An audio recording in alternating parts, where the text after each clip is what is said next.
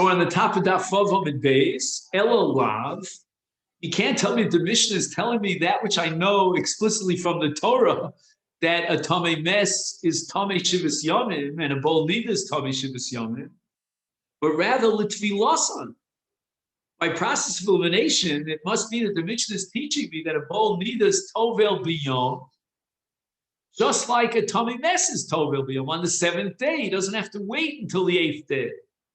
And again, that's a contradiction to Rav Shimi, who says that a bol nida, like a nida, can only be tovel after the seventh day, the night into the eighth day.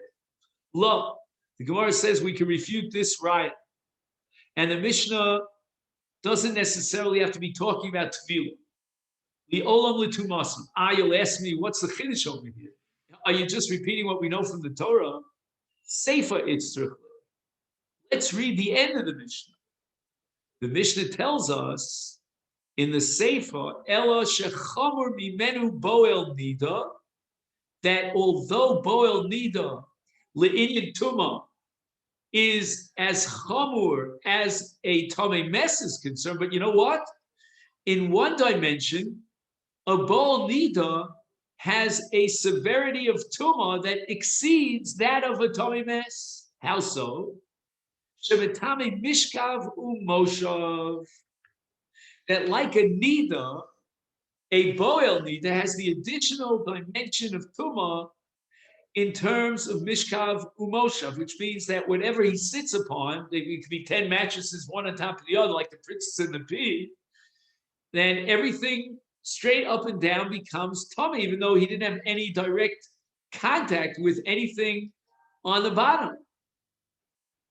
Whereas in the case of Tamei Mes, he's only Metame b'Magav, but not b'Mishkav u'b'Moshav. And b'Tuma Kala, it means that although Mishkav and Moshav is Tamei, it's not Tamei to the same extent as direct Magav, but it does get it Tuma Kala, which gives it the status of a Rishon L'Tuma, right? Tuma Kal is always identified as a Rishon L'Tuma, L'Tame Ofel L'Mash. So it cannot be Metame on the Mekalim, but it can be Metame Ofel L'Mash. Tamei Mes is only Metame that which he has direct contact with. And once the Mishnah was trying to set up that contrast, it said, well, they're both similar to one extent. The common denominator is that they're both a Bol Nida and a Tamei Mes, a Tamei Shivas Yomim. But there's a fundamental difference because a bol nida, like a nida, is mitame mishkav u'moshav. And Rav Shimi will insist that a bol nida has another chumrah over, above, and beyond a tamei mes, in that he cannot be tovel on the seventh day. Oshma, let's bring a raya from a brisa. The Tani we learned in a brisa of Rabbi Chia. Azov of a mitzorah, so bol nida. You can't get more explicit than that. On the list of all the Tmeim, all of whom count their 7 days and then they go to mikvah on the seventh day, we have Boel Nida. However, the exception is Nida Violedes Tvilasam Balayla. Open shut case. Tuvta. So we cannot accept Rav Shimi's premise that a Boel Nida has the same status as a nida, and he can only be tovel in the 8th day and not in the 7th day. And the Gemara seems to have rejected Rav Shimi, and therefore a bol nida is, in a sense, a hybrid. It's really interesting. I'm not a baki by any far-fetched of Tumah V'tar, but you see here that a bol nida, he has a lot of the elements of Tumas Nida. He's Tamei Shivas Yomim. We're rejecting Rav Shimi as far as the night of Tefillah is concerned, but we do have the din of Mishkav Moshav. On the other hand, he fits into a category like all of the Tmeim of Shivas Yomim, and he can be Tovel on the 7th day. So now, bottom line is, we're mafresh the Kohen Gadol from his wife, because we're afraid that maybe he'll have a relationship with her, she'll become a Suffolk Nida. And the Gemara asks me, Acha Tamafricho, Mitumas Beso, Afrishu, Mitumas Mes. Now, I don't understand exactly why the Gemara doesn't understand the obvious difference between the two, but we want to isolate him from every human being because maybe someone will come in to visit him in the Lishkas Farhedrin, he'll drop dead, and the Kohen Gadol became Tomei, the Tumas mess. So you're worried about Tumas Nida, even though he has a Cheskes Tara, why not be concerned and suspect the possibility of Tumas mess?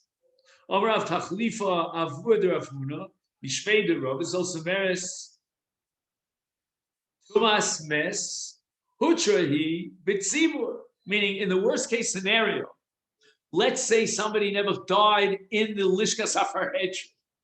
One of his visitors who came for a cup of tea to have a nice little tea party with the Kohen Gadol, he died. Doesn't matter, the Kohen Gadol could still do the avodah. Why? Because Tumah Hutra B'tzibur. Which means that for the sake of a Korban Tzibur, like the Korbanos of Yom Kippurim, we're going to allow the Kohen Gadol, even if he's Tomei, to do the avodah. Now, it's very interesting because if that be the case, so why are you worried about Tumas Nida, that maybe it's a Pol Nida? Why not apply again the principle of Tumah Hutra B'tzibur? That if for the sake of a Korban Tzibur, you're going to allow him to bring it to Tumah, and the Torah is matir that legamri, right? That's called Tumah Hutra B'tzibur. So we don't have to worry about his being makar b'vitara. So why are we so concerned about Tumas B'ilas Nida? Rashi explains the difference. He says, Tumas Bo'el Nida ein karbonas tziva kravim, u'lekach tzrichman lahafresh lekohen gadol k'dei shel yitma yitome b'B'ilas Nida. So Rashi gives us the flat bottom line here that if the Kohen Gadol contracts Tumas Mes, then we apply the principle of Tumah Hutra B'tzibur. But if the Kohen Gadol contracts Tumas B'ilas Nida, we don't apply the principle of Tumah Hutra B'tzibur. And if I understand this correctly, the reason for this is because the source from which we derive the halach of Tumah Hutra B'tzibur is the Korban Pesach and Pesach Sheni. And what happened in the case of Pesach Sheni? Why did the Kohen Gadol, why does a Kohen contract Tumah, or anybody contract Tumah, such a way that he can't bring the Pesach Rishon, he's pushed off to Pesach Sheni? It's because of Tumas Mes. But we have no source from which we could derive that the Tumas Nida would be overridden by the Korban Tzibur. Even if you'll tell me that we're not going to be matir hakrova b'tumah, we should be concerned about tumas mes. But the answer is, and this is what we said intuitively from the get-go, tumas hames lo shchicha. A person has a cheskes tara. He doesn't have to run around suspecting that maybe someone's going to drop dead in the room, in the house. But tumas beis lo shchiach. If a man has relations with his wife and she's a nida, it's quite common that she's got a cheskes tara, but it's quite common that she became a nida as a result of the activity of bi'il. And finally, to finish this up, Itmar, we learned to base mention Tumas Mes. Rav Nachman Omer Hutra Hi B'tzibur. Rav Sheshes Omer Dechuya Hi B'tzibur. We have a machlokas now between Rav Nachman and Rav Sheshes. Rav Nachman maintains that when the Torah allows you to bring a korban tzibur b'tumah, it means the Torah will allow it completely. Hutra legam. We don't have to bend over backwards to try to avoid a situation of tumah because the Torah was matir tumah in the case of a korban tzibur.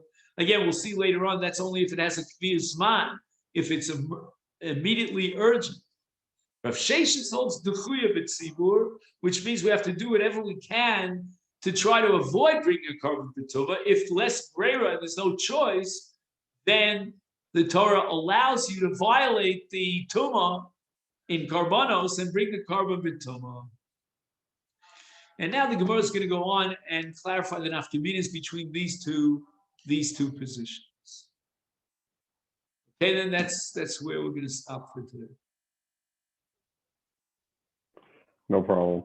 Okay, thanks. So have a great day. And Okay, Shkoyach, you see the end of all too. this. Have a good day.